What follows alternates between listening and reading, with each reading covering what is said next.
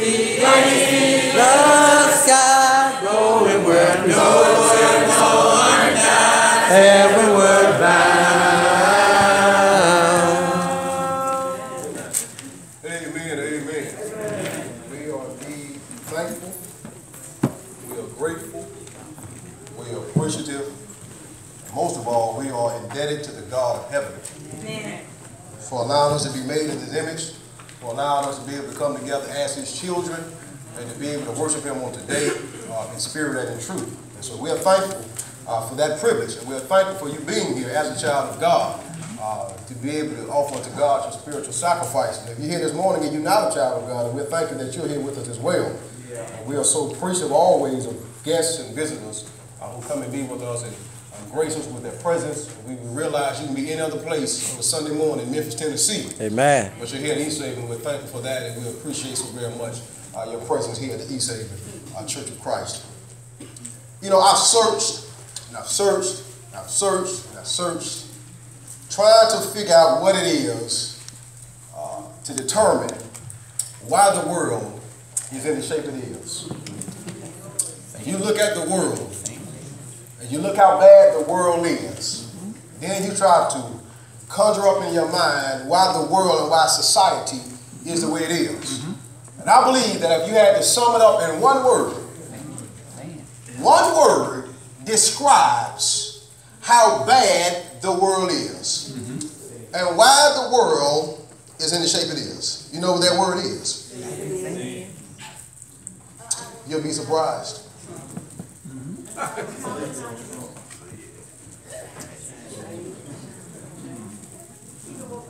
Change.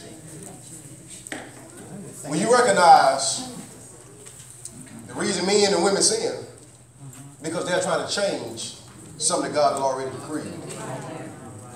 Now, anytime men and women change that which God has decreed, they sin.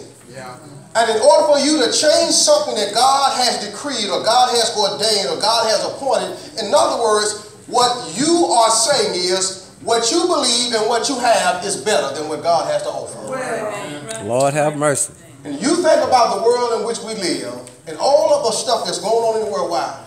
Because the world is changing God's truth. And not only that, the world in general. The world is changing around us. We got to wake up, we got to recognize it. The world is changing around us in front of our very eyes. The world is changing. I mean, just think about nowadays, you don't even have to leave your home to go shopping.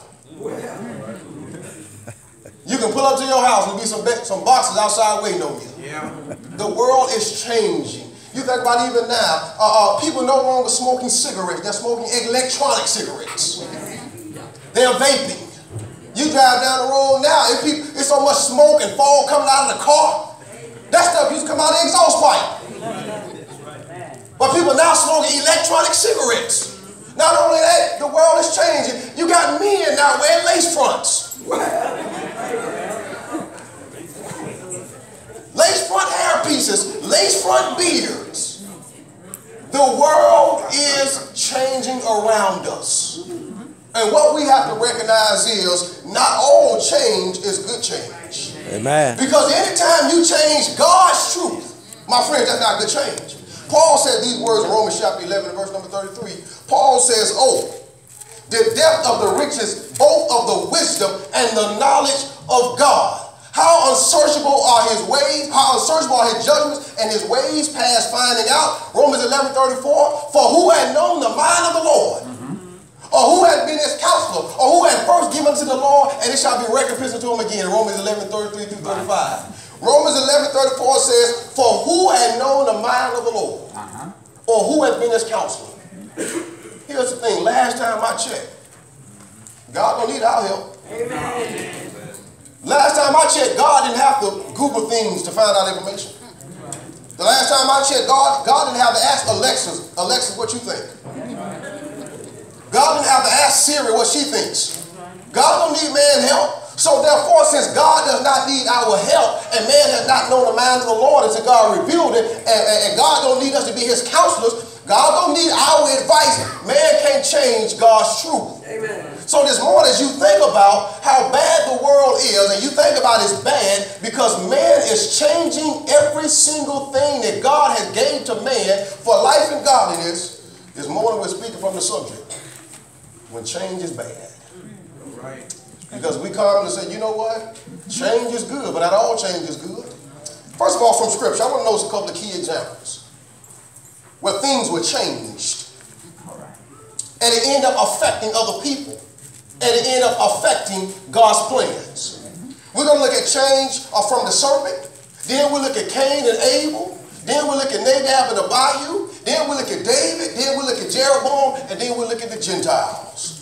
When change is bad, that's why the world is messed up. Because you have men who have tried to change what God decreed.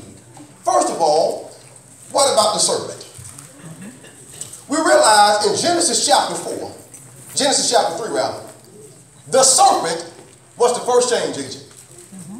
You remember what God has said in Genesis chapter 3? Notice Genesis chapter 3 beginning at verse number 1. Notice what happens. Genesis 3:1 says what? Now the serpent was more substance than any beast of the field. The serpent now. The serpent was more subtle than any beast of the field which the Lord God had made. And notice what he said. And he said unto the woman, Yea, has God said, You shall not eat of every tree of the garden?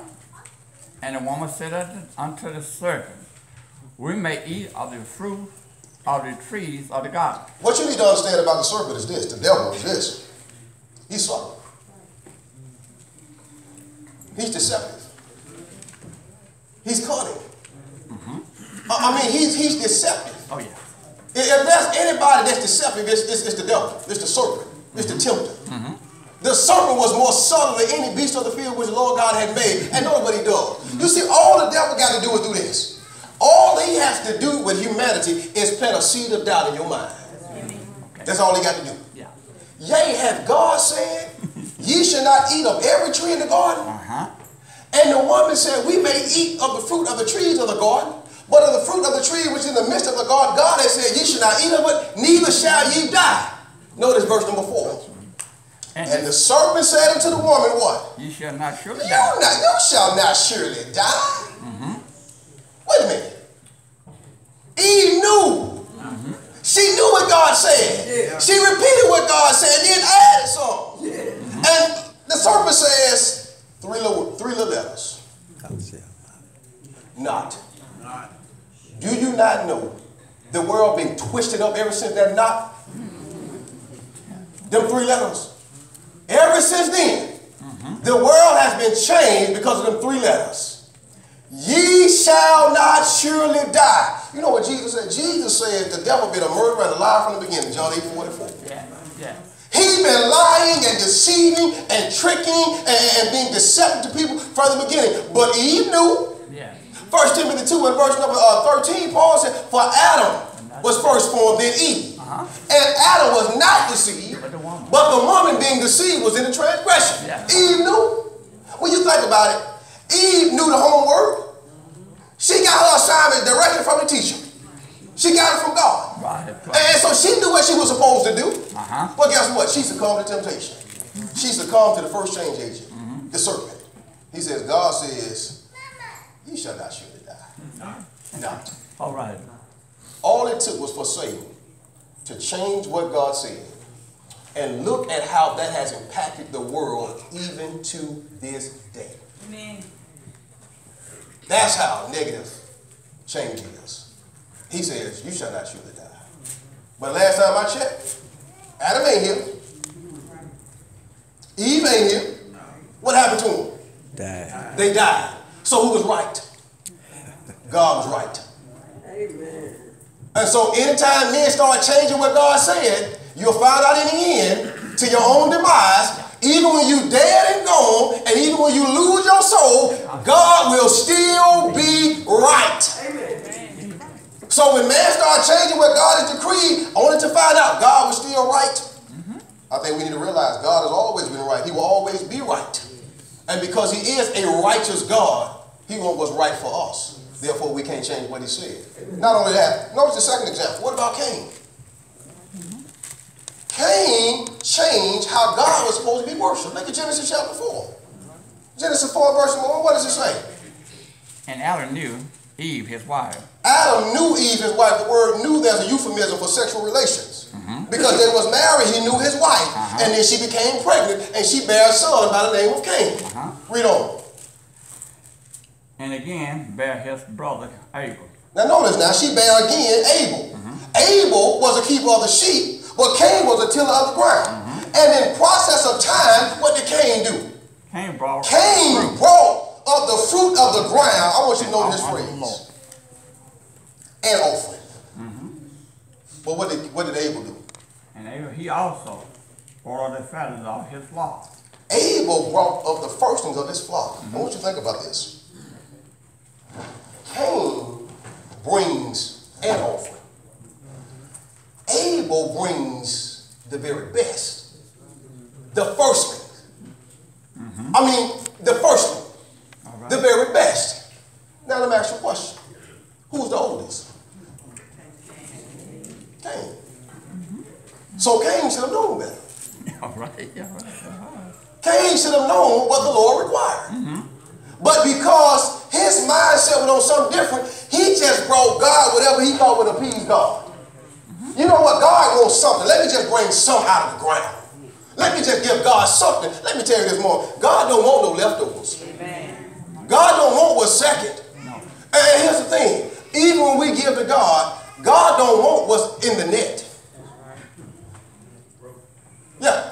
We got to give out the growth. God don't want no leftovers out the net. God don't want everything you got left over after you pay MLGW. God don't want what's left over after you went out here and bought all them lottery tickets. You know, the world went crazy a couple weeks ago. This $1 billion lottery. God don't want what's left over after that. And people always talk that talk. You know, if I just hit the lottery, I know what I'm going to take care of my church. Well, you didn't take care of your church when you got your income tax. When you got your student loan. When you got your lawsuit settlement. That's all right. You didn't take care of your church then. You think God gonna let you spend $1 billion and you didn't take care of it with $1,000? But people say that, and then people start, they'll buy everything, they'll spend everything, give that money to Southland, go down to Biloxi, and then come back and give God what's left over. That's what Cain did. Cain just brought something because he knew God wanted something. God, if you're not going to give God your best, don't give him nothing. Amen. If you're not going to give God your best attitude, your best service, your best faithfulness, don't give God nothing. God always wants what's best. Don't we? Amen. You can take me and you to the car lot right now, and you get to pick out the car you want. You think you're going to go over there and pick out a hoopty? You're going to go and pick the best vehicle on that lot because you want what's best. Don't you think God deserves what's best? All right. But Cain, because he had a different mindset, Cain changed what God wanted. He just brought something that he thought would appease God, and here it is. His younger brother, Abel, brought the very best that he had before God. The Bible says in 1 John chapter 3, verse number 12, wherefore slew he Cain? Because his works were evil. Cain changed what God wanted. And as a result, he ended up being rejected by God. He ended up killing his brother. Not only that, what about Nadab and Abihu? Leviticus chapter 10. Didn't they change something? What did they change? Leviticus chapter 10, beginning at verse number 1. And Nadab and Abihu, the sons of Aaron, what did they do? Took either of them, his incense, and purified them, and put incense there, and offered strange fowl before the Lord. They offer strange fowl before the Lord. The word strange doesn't mean unauthorized. Unacceptable. They offer something to God that God did not accept. And what happened? Which he commanded them not. And there went out fire from the Lord and devoured them. And they died before the Lord. Nadab and Abihu died before the Lord. And you know what God did? As a reminder to Israel, after they offered strange fowl before the Lord, which he commanded not, God kept reminding them. Y'all remember Nadab and Abihu? Remember Nadab and Abihu. Numbers 3:4, Numbers 26:61, 1 Chronicles 24:2. Nadab and Abihu, the sons of Aaron, they died when they offered strange fire before the Lord. That's what every one of them passages talk about. They died. Why did God keep reminding them of that? So that those other priests, those other sons of Aaron and their descendants, they won't make the same fatal mistake. So the Old Testament, what it does, it becomes an example for us, so that we won't make the same fatal mistakes. But they changed what God wanted. Not only that, what about David? Didn't David change how the Ark of the Covenant was supposed to be transported? In 2 Samuel chapter 6, you remember now, David went down to the house of Obed-Edom and went back, and he went back to retrieve the Ark of the Covenant. And in his excitement, and in their gladness, and in their happiness, and in their joy, to restore to Jerusalem the Ark of the Covenant, they go down to the house of Obed-Edom to retrieve the Ark of the Covenant, but notice how they bring it back. They brought the Ark of the Covenant back on a new cart. Not just any cart, a new cart. I mean, the thing was shining. Nobody ever rode it. Nobody has ever used it. They brought it back on a new cart. I imagine David thought because it was on a new cart. Okay. God should accept it. This thing new. It got that new car set. That new car spell. It's new. But guess what? When the oxen stumbled, and the Ark of the Covenant got ready to tip over off that cart, and Uzzah put forth his hand to catch it, to steady the ark, God killed Uzzah right there on the spot. Why? Because they would have carried it the right way the first time. Uzzah would have never ever died. But that's a grand lesson for us and all of that. David should have known better. I want everybody to go to Deuteronomy chapter 17. David was supposed to have known better. David should have known better. Deuteronomy chapter 17. Look at verse number 14. I want you to mark this section of scripture in your notes. David was supposed to have known better. We're going to make some application. Deuteronomy chapter 17 and verse number 14. Notice what God says. When thou art come unto the land which the Lord thy God giveth thee, and shall possess it, and shall dwell therein, and shall say, I will seek a king over. I will set a king. You know what God already knew before they got to the promised land. Before you read 1 Samuel chapter 8, when they tell Eli, they tell Samuel that he's old and his sons are old, and we don't want him to be king over us. God already knew hundreds of years before they're gonna want a king. God says, I know them. They're gonna get over there in that promised land. They're going to see all of those nations, the Hittites, the Hivites, the Jebusites, the Gergenites, the Canaanites. They're going to see all of those 7 lands over there in the promised land, and they're going to want to be just like them. And they're going to want a king. So what God does here in Deuteronomy chapter 17, God sets forth stipulations as to when you get over there, since I already know you're going to ask for one, this is the kind of king you better get. Deuteronomy 17:15 says what? Thus shall in any while set him king over thee, whom the Lord thy God shall choose, one from among thy brothers. Now, if you're going to have a king, you got to be Israelite. Don't go out here and get somebody out the world and make him king over God's people. He got to be a Hebrew. Get one from your own brethren. What else does he say? So thou set king over thee. Thou makest not set a stranger over thee. Don't go and get somebody from the world. Don't go out and get somebody because they successful in a Fortune 500 company. Don't go and do that. Go and get you somebody who is one of your own. What does he say? Which is your brother. But he shall not multiply horses to himself, nor cause the people to return to Egypt. Another thing God says about the king that's going to be over you. Don't go out here and look for a king, and he just is materialistic and worldly, who multiplies horses for themselves, who will cause the people to return back to Egypt. He'll make alliances with these foreign nations. God says, don't get that kind of king, because you know what? That kind of king look good, don't it? That kind of king look good, don't it? I mean, he can talk that talk. He can talk that Fortune 500 lingo. God says, don't get that kind of king. What kind of king are they supposed to get? Neither shall he multiply wine to himself, that his heart turn from away. Don't go and get you no king who's a playboy. That you know what all he want to do is sleep with all other women, live this playboy, Hugh Hefner type lifestyle. God said, don't get that kind of king. What else does it say? Neither shall he greatly multiply to himself silver and gold. Materialism. Read on. And it shall be when he sits upon the throne. Now this is the kind of king you need right here. He don't need to be materialistic. He don't need to have this playboy mindset. Just live and let live. He need not to try to make foreign alliances. When that king that you desire, when he sits on that throne, what he needs to do what? He shall write him a He needs to write a copy of this law. In a book. That's the law in Deuteronomy. When he writes that law, he's supposed to write Deuteronomy chapter 17, verse number 18. All right. You know what God is saying? God said, if you're going to get a king, and if you want a king so bad, you better make sure you have a king that knows the book.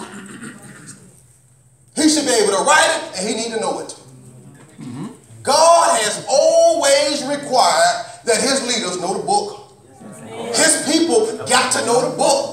Brothers and sisters, friends and neighbors, we are people. We got to know this book. We got to know it. Elders got to know the book.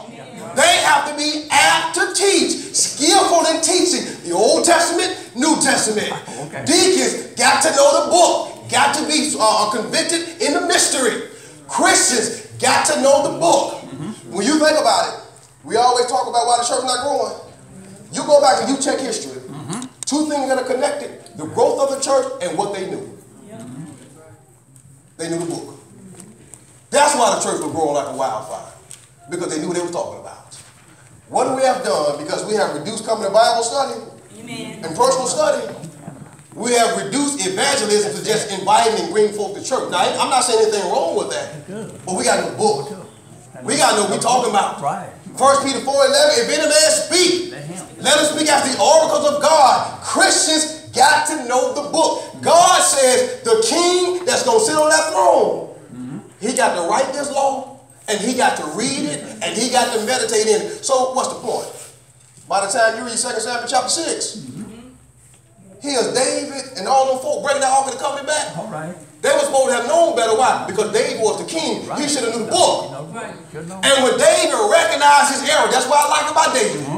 When David recognized his error, you know what David did in 1 Chronicles 15? He went back to the book. He said, because we didn't seek it out with the due order. They went back and they got the book and they read what God said. You're supposed to carry that thing on some staves and carry that thing on your shoulders, and they did it the right way. So what's the point? Because David changed it. Also died. And anytime we start changing what God says because we don't read the book and we don't know what the book says, we're going to get in trouble every single time when we don't know what God has said. And so he was supposed to have known better. Now don't ever look at Jeroboam. Jeroboam got so brazen. Jeroboam just changed everything.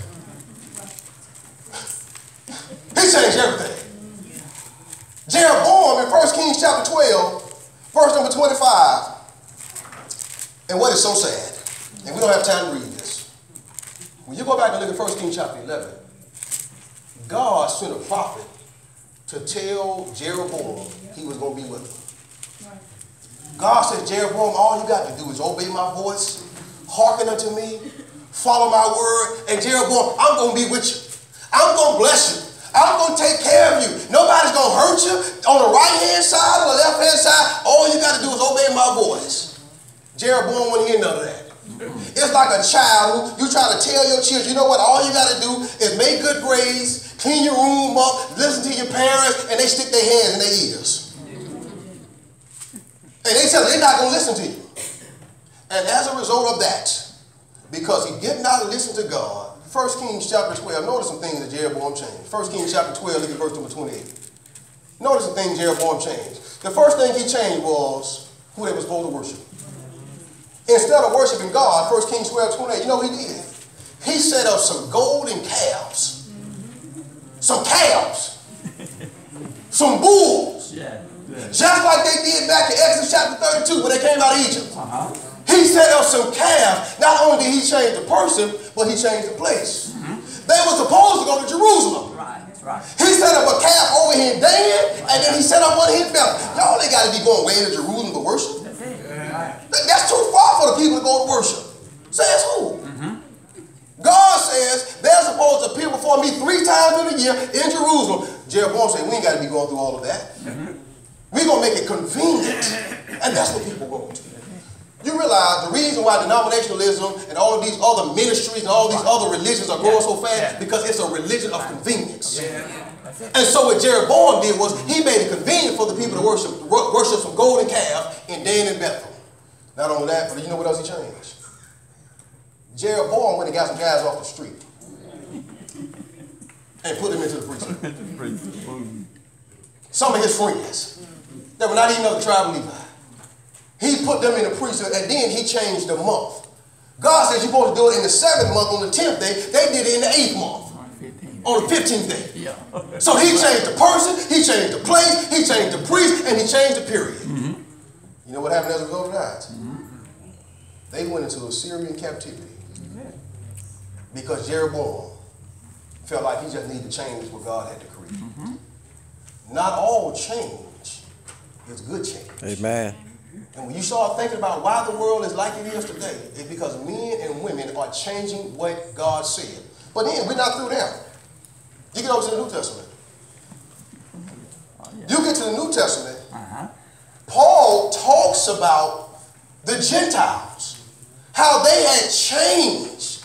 They changed what God said. They changed God's glory, they changed God's truth, and they also changed God's plan. Look at Romans chapter 1 there. Let's start around about verse 23. I know I got Romans 1:18, but we're going to come back to that. Romans 1:23. Notice what they changed. And change the glory of the uncorruptible God into an image made like unto a corruptible man. And bird and 4-footed beast and creeping things. Read on. Wherefore God also gave them up unto uncleanness through the lust of their own heart, to dishonor their own bodies between themselves, who changed the truth of God into a lie, and worship and serve the Creator more than the Creator, who is blessed forever. Amen. Read the next verse. For this cause God gave them up under vile affliction. Notice what the women did. For even their women did change the natural use. Don't you see a common theme here? Verse 23, verse 25, verse 26. One word stands out. They changed. They changed.